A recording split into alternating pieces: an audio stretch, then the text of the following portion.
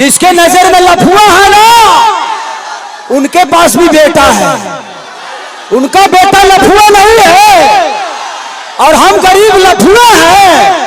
तो 1 तारीख को अपनी ताकत दिखाओ जो हम लफुआ है कि क्रांति है, और कैंची से सबको काटो। अरे भाई हमारे भाई हम भाई, अरे बाबू कहाँ थे आप? पवन भैया जिंदाबाद, केसारी भैया जिंदाबाद। हमारा मोहर कहाँ लगेगा? 12 नंबर निर्दलीय प्रत्याशी पवन भैया। भैया हमनी के भैया केसारी भैया को 5 लाख ले उतरे ना, हमको 7 लाख उठले जितावे के बाद पवन भैया के, पवन सिंह जिंदाबाद।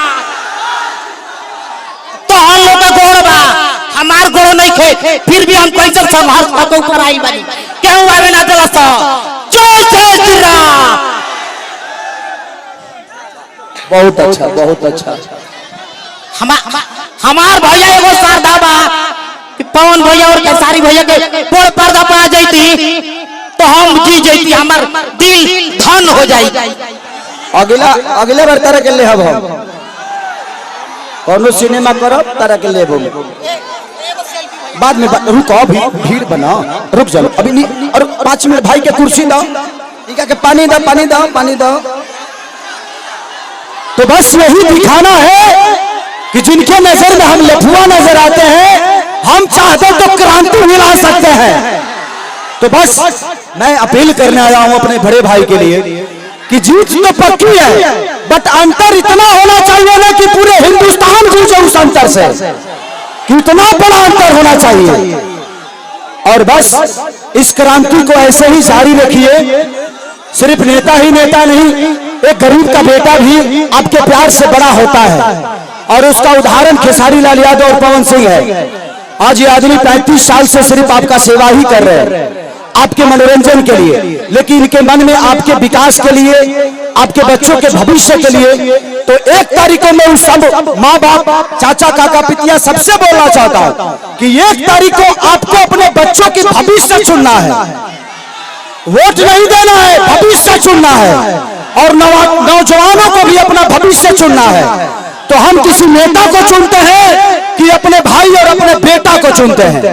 पवन सिंह आपके लिए नेता नहीं, आपके बेटा है, तो बेटा को आशीर्वाद मिले वाला। अरे हाथ उठाओ पगले। आपने अपने आशीर्वाद से इन ये गरीब बच्चों को,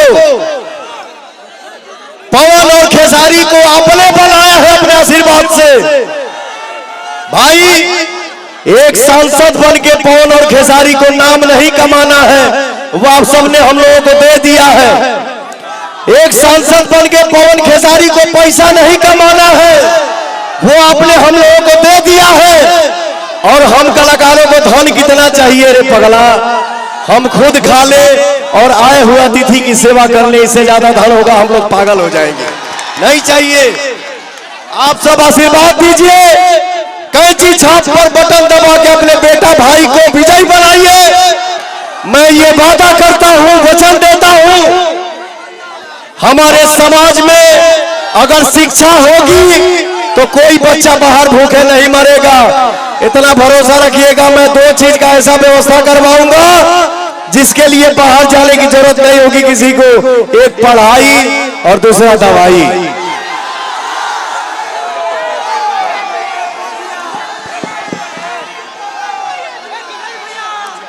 हाउ गड़िया के हेलीकॉप्टर तक जाए के छोड़ दो सरे भाई।